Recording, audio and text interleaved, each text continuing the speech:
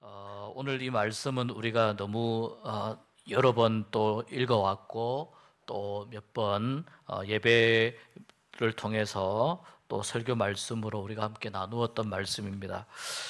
여호와 이레, 이 말씀의 뜻을 오늘 14절 말씀에 보니까 여호와의 산에서 준비되리라, 이렇게 사람들이 여호와 이레라고 하는 이 이름의 뜻을 이렇게 이야기한다고 합니다. 우리가 정말 하나님께 기도할 때 사실 간절히 바라는 것 중에 하나가 뭐냐면 이 여호와 이레의 은혜가 아닐까 생각을 합니다. 왜냐하면 우리가 준비할 수 있는 건 한계가 있기 때문입니다. 우리의 힘으로 준비할 수 있는 건 우리가 다 준비할 수 없고, 우리의 힘으로 준비할 수 있는 건 너무나 제약이 있고 또 너무나 우리의 힘이 약하기 때문입니다. 근데 하나님께서 준비하여 주시면 그것은 우리의 능력을 넘어서는 일이 되는데, 하나님께서 준비하여 주실 때 그때에 우리에게 정말 큰 은혜가 되는 줄 믿습니다.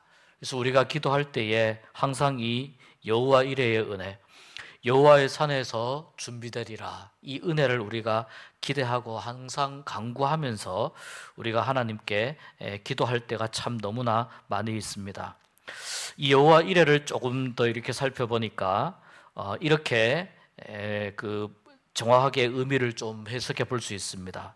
여호와께서 이 산에서 준비하신다, 이렇게 해석해 볼 수 있습니다. 여러분, 좀 더 분명해지지 않습니까? 여호와께서 이 산에서 준비하신다. 오늘 이 말씀은 하나님이 아브라함을 이제 부르신 갈대아 우르에서부터 부르신 이후에 이제 아들 독자 이삭을 낳기까지 긴 시간이 걸리죠. 75세에 하나님께서 부르셔서 100세의 아들 독자 이삭을 주셨는데, 지금 여기 보면은 그 아들이 적어도 나무찜 정도를 이렇게 지고 아브라함과 함께 걸어갈 정도가 되니까 나이를 아무리 어리게 잡아도 한 10대 초중반 이상은 되었을 겁니다. 나이를 더 많이 잡기는 어려울 것 같습니다.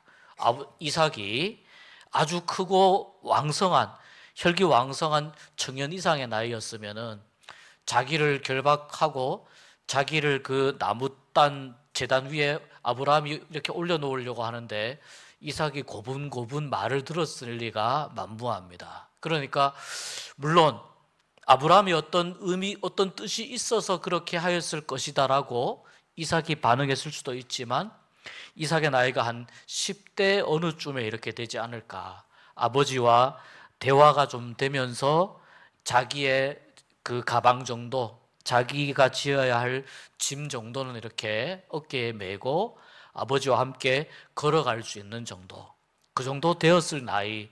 그런 100세의 아들을 얻었으니까 적어도 아브라함이 110세 이상은 되었을 때쯤이 되는 것입니다. 아브라함은 눈에 넣어도 아프지 않을 아들이죠. 그러니까 이 아들이 태어났을 때 다들 활짝활짝 웃었지 않습니까? 하나님의 아들을 통해서 웃게 하시는구나. 믿음이 없는 웃음을 아브라함도 지었었고, 또 아브라함의 아내 사라도 지금 이 나이에 무슨 자손이냐, 무슨 자식이냐 하면서 사라도 속으로 사실은 웃으면서 헛웃음이 난 거겠죠. 약간의 뭐라고 해야 될까, 좀 허탈하기도 하고 좀 비웃음 비슷한 그런 어떤 웃음이었겠죠. 아무리 하나님이어도 어떻게 이런 일이 가능하겠느냐. 그런데 하나님께서 그 아브라함과 사라에게 아들을 주시고 이제 이 아들이 무럭무럭 잘 자랐습니다. 정말 이 아들은 어떤 의미에서 보면 죽었다가 다시 살아난 것보다 더 기적 같은 아들이라고 볼 수 있습니다. 아브라함과 사라에게는 죽은 사람이 살아나는 것보다 더 기적 같은 일이죠. 그런데 이제 이 아들을 데리고 하나님께서 갑자기 나에게 번제로 바쳐라, 내가 너에게 또 그 지시한 그 산으로 가서 번제로 바쳐라, 하나님이 이렇게 말씀하십니다. 하나님의 이 명령에 아브라함이 그 명령을 거역할 수가 없습니다. 근데 성경의 22장 앞에 이렇게 읽어보면은요, 거기 이런 말씀이 있습니다. 하나님이 아브라함을 시험하시려고 이렇게 말씀이 되어 있습니다. 하나님이 아브라함을 시험하시려고. 그러니까 이 22장 전체에 나오는 이 내용은 하나님의 시험이라고 볼 수 있습니다. 시험 들게 해서 어렵게 하고 막 힘들게 하고 이런 것이라기보다는 하나님께서 아브라함을 한번 테스트해 보고 싶으신 거예요. 이제 그 75세부터 하나님과 동행하고 하나님을 부르고 하나님께 예배했으니까 꽤 긴 세월을 아브라함이 하나님을 믿은 것입니다.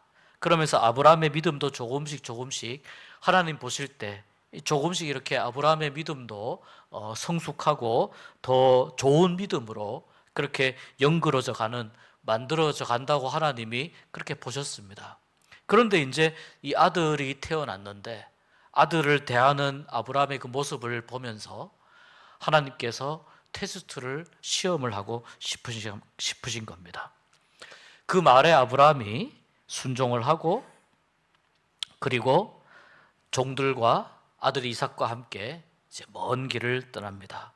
며칠 정도 먼 길을 떠나면서 그 산 밑에 와가지고는 이제 그 나무, 번제할 나무를 갖다가 이삭이 짊어지게 하는 거죠. 그러니까 이때는 이삭이 아직은 잘 모르죠. 아브라함이 이삭에게 이 번제할 나무를 이렇게 짊어지우는데 아브라함의 눈에 그 이삭이 얼마나 안타깝게 보였겠습니까? 얼마나 아브라함이 이삭에게 미안했을까요? 미안하고 너무 속상하고. 그런데 하나님께서 무슨 계획이 있으신지 모르지만 지금까지 겪었던 모든 일들이 사실은요, 아브라함과 관련해서 기록된 모든 일들을 잘 읽어보시면 전부 상식을 뛰어넘는 일들이에요. 전부 상식 밖에, 그 사람이 생각할 때는 이런 일이 일어날 수 있을까라고 할 수 있는 상식을 뛰어넘는 일들을 계속해서 아브라함이 하나님이 하시는 일들 가운데 만났었다는 것입니다.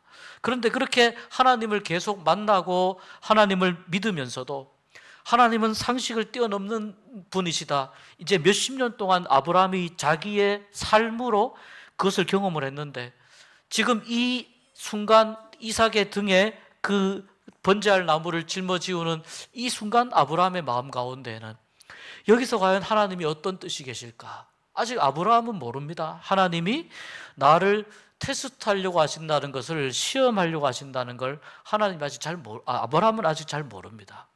그러니까 무언가 하나님은 내 생각보다 훨씬 크시고 내가 생각할 수 없는 일들을 행하시는 분이라고 하는 막연한 믿음을 가지고 그렇게 하나님이 말씀하신 대로 이삭에게 짐을 지우고 자기는 칼을 들고 그 다음에 불을 들고 이제 산으로 이렇게 올라갑니다. 모리아 산으로 올라갑니다.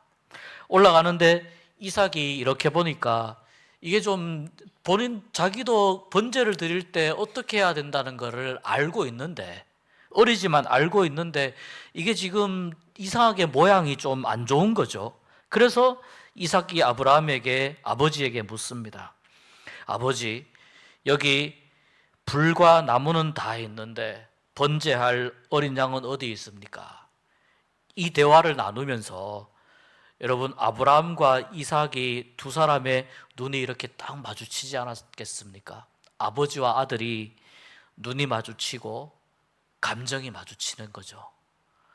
아들을 사랑하는 아버지의 마음과 또 아버지를 철석같이 믿는 아들의 마음이 서로 이렇게 만나는 그 대화의 내용입니다. 아버지, 어린 양은 어디 있습니까?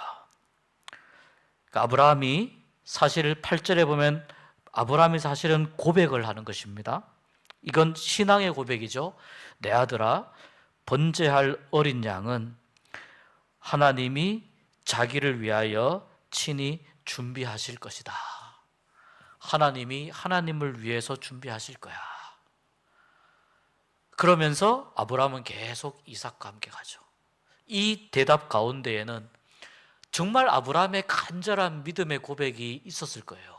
그리고 우리도 기도하는 것처럼 앞으로 어떤 하나님의 일하심과 하나님의 역사하심이 어느 방향으로 펼쳐질지 전혀 가늠할 수 없고 전혀 예측할 수 없는 그런 상황 속에서 지금 아브라함이 앞이 막막하고 답답하고 깜깜한 그런 상황 속에서 정말 하나님이 준비해 주시면 얼마나 좋을까? 하나님이 여기서 정말 약간이라도 하나님이 은혜와 긍휼을 베풀어 주시면 얼마나 좋을까? 이런 마음을 가지고 이삭에게 이야기하는 것입니다.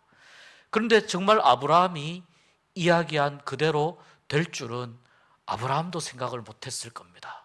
지금은 정말 간절한 그러한 마음으로, 기도하는 마음으로 아들에게 이야기하지만, 사실 아들을 보면서 이야기하지만 아브라함의 마음의 눈은 어디에 가 있습니까? 하나님께로 가 있는 거예요. 하나님, 제가 아들에게 이 이야기를 하고 있습니다만 하나님 정말 준비해 주시는 거 맞습니까? 하나님, 여기에서 정말 하나님의 일하시는 것을 정말 저에게, 우리에게 보여주시는 것이 맞습니까? 하나님, 간절히 소원합니다. 보여주십시오. 그런 마음을 가지고 아들에게 기도하는 마음으로 이야기하는 것이죠. 그 산에 올라갔습니다. 하나님께 제사할 만한 그런 자리를 잡았습니다. 그 자리를 쌓고 거기에 이삭이 짊어지고 왔던 나무를 쭉 잘 탈 수 있도록, 번제 드릴 수 있도록 나무를 쭉 펼쳐 놓습니다. 나무를 이렇게 쌓아 놓습니다. 그리고 아브라함이 아들을 꼼짝 못하게 붙잡는 거죠. 꼼짝 못하게 붙잡아서 밧줄로 묶어서 결박해서 그 나무에, 번제할 나무 위에 올려놓습니다. 그리고 자기가 가지고 왔던 칼을 들고 아들을 향해서 내리치려고 하는 그 절박한 순간입니다. 타이밍이 정말 중요한 것 같습니다. 이 절박한 순간에 하나님이 조금만 늦게 부르셨어도 이삭은 아마 그렇게 되었을 겁니다. 그런데 그 절박한 순간에 칼로 아들을 치려고 하는 바로 그 순간에 아브라함의 뒤에서, 하늘에서 하나님의 사자가 아브라함을 다급하게 부릅니다. 아브라함아, 아브라함아. 다급하게 부릅니다. 아브라함이 얼마나 반가웠겠습니까, 여러분? 아브라함이 빨리 칼을 놓고, 진짜 이제 됐구나. 살았구나. 내가 아들을 잡지 않아도 되는구나. 칼을 놓고 제가 여기 있습니다. 그때 하나님의 사자가 그 아이에게 손을 대지 말라. 그 아이에게 보면은 아무 일도 하지 말라. 그러니까 건들지 말라. 그런 뜻이죠. 건들지 말라. 그리고 네가 너의 아들 독자까지도 내게 아끼지 아니하였으니 내가 이제야 네가 하나님을 경외하는 줄 아노라 말씀합니다. 너의 아들 이 이삭까지도 아끼지 아니하였으니 내가 이제야 너의 하나님을 경외하는 믿음을 내가 알겠노라 말씀합니다. 그리고 아브라함이 돌아보니까 숲을 가운데 양이 뿔에 걸려가지고, 순양이 뿔에 걸려서 거기서 막 울고 있습니다. 우연히 길을 가다가 순양이 거기 뿔에 걸린 겁니까? 하나님이 미리 준비해 놓으신 거죠. 하나님께서 그 양을 허락하셔서 잡아가지고 이 양을 대신 하나님 앞에 번제로 드립니다. 아마 아브라함은 하나님 앞에 예배를 참 많이 드렸습니다. 옮겨서 장막을 칠 때마다, 새로운 장소에 갈 때마다 하나님 앞에 예배를 드리고 번제를 드렸는데, 아브라함이 일평생 예배를 드리면서 가장 기쁘고 감격적인 예배가 저는 단연코 오늘 드리는 이 예배였을 거라고 저는 믿습니다. 하나님께서 아들을 통해서 나에게 주시고자 하시는 은혜가 틀림없이 있구나라는 것을 아브라함이 확인하면서 가장 감격적이고 가장 은혜롭고 가장 기쁘고 가장 뜨거운 예배를 하나님 앞에 올려드리면서 그 번제를 드렸던 그 지역을, 그 땅을 여호와의, 아까 말씀드린 것처럼 여호와의 산에서 준비되리라. 근데 이 말이 여호와께서 이 산에서 준비하신다. 하나님 앞에 정성껏 고백하면서 기도하면서 예배를 드립니다. 그리고 15절 이하부터 하나님께서 아브라함에게 다시 한번 축복을 확인하십니다. 아브라함뿐만 아니라 그 자손들에게까지 아들을 바치기까지 아들도 아끼지 아니하였으니 너에게 약속한 그 축복을 다시 한번 내가 확인해 준다. 약속해 준다. 너의 자손들에게도 이러한 복을 너에게 주겠다라고 말씀하시면서 그 18절 말씀에 이러한 말씀을 합니다. 내가 나의 말을 준행하였음이니라 라고 말씀합니다. 내가 나의 말을 준행하였음이니라. 무슨 뜻입니까? 하나님의 말씀에 순종하였으니까 이런 뜻입니다. 하나님 말씀에 순종하였다는 것을 내가 보았노라. 아브라함이 오늘 22장에서 보여준 이 순종은 어떤 하나님 앞에서 하나님이 하라고 하시는 대로 하는, 말하자면 모든 말씀 100%의 하나님 앞 말씀에 순종하는 그러한 순종이었다고 믿습니다. 그러니까 하나님께서 아브라함을 보시고 이렇게 큰 은혜를 부어 주신 것입니다. 여호와께서 이 산에서 준비하신다. 이게 아브라함이 이삭하고 산을 올라가면서 이야기했던 아브라함의 고백이기도 하고 소망이기도 하고 하나님 앞에 간절히 드리는 기도이기도 했습니다. 여기에 정말 핵심이 있습니다, 여러분. 첫 번째는 여호와께서 하신다는 거예요. 여호와께서. 여러분, 우리가 갈 길이 막막하고 또 앞길이 잘 안 보이고 또 우리의 삶 가운데에 우리를 늘 힘들게 하고 어렵게 하는 그런 어떤 파도와 같은 이러한 문제들과 고난들이 우리를 계속해서 찾아올 때, 바닷가에 가보시면 파도가 한 번 오고 딱 멈추는 것 아니잖아요. 똑같은 파도가 또 밀려옵니다. 똑같은 파도가 또 밀려옵니다. 똑같은 문제가, 똑같은 고난이 계속해서 끊임없이 찾아온다는 거예요. 그렇게 막막할 때 여러분, 우리가 과연 어디에서 우리가 도움을 구하겠습니까? 오늘 이 말씀처럼 여호와 앞에 나와서 도움을 구하는 것이 가장 최고의 선택이요 최고의 대책이 된다는 것입니다. 하나님께 도움을 구하고 하나님의 구원을 구할 때 하나님께서 어떻게 하시냐면은 우리의 능력과 우리의 생각을 넘어서는 하나님의 은혜로 예비하시고 준비하여 주신다는 것입니다. 그런데 어디에서 하시느냐? 이 산에서 하신다는 겁니다. 여러분, 지금 이 산은 어떤 산입니까? 거기가 어딘지 잘 몰라요. 잘 모르는데 중요한 건 아브라함이 하나님께 예배했던 산이라는 거예요. 아브라함이 하나님 앞에 가장 간절하게 나아갔던 산이라는 것입니다. 무슨 뜻입니까? 이 산에서라고 하는 말은 예배 가운데에서, 하나님을 섬기는 가운데에서 하나님을 간절히 부르는 그 마음과 삶의 자리에서, 예배의 자리에서 하나님께서 어떻게 하신다는 겁니까? 은혜를 준비해 주신다는 겁니다.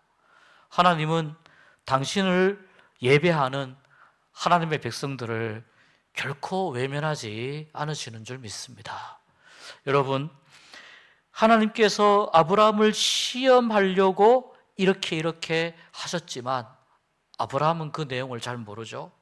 그러나 아브라함이 이렇게 시험을 당할 때, 그때 아브라함이 불평하거나 불만을 이야기하거나 하나님 앞에 따지거나 그러지 않고 오히려 이 시험을 아브라함은 붙잡고 하나님 앞에 더 나아갑니다.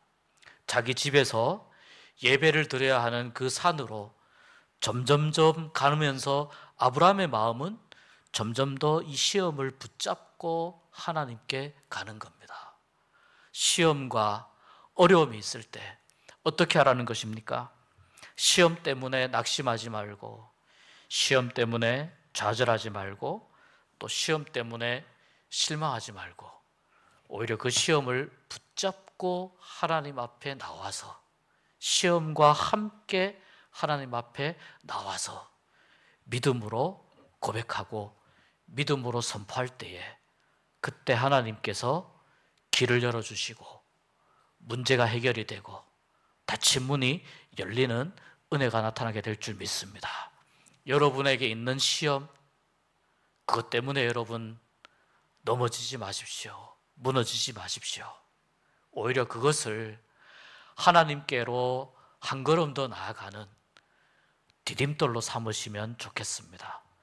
이 시험이 걸림돌이 되어서 넘어지는 것이 아니라 디딤돌로 삼고 하나님 앞에 한 걸음씩 한 걸음씩 더 나아가는, 아브라함과 같이 믿음으로 예배하는 자리로 하나님을 섬기는 그 믿음의 고백 가운데로 한 걸음 한 걸음 더 나아갈 때 하나님께서 그 시험을 통해서 믿음을 확인하시고 우리에게 더 크신 은혜로, 우리의 생각을 넘어서는 놀라우신 하나님의 은혜로 우리에게 새 길을 열어주실 줄 믿습니다.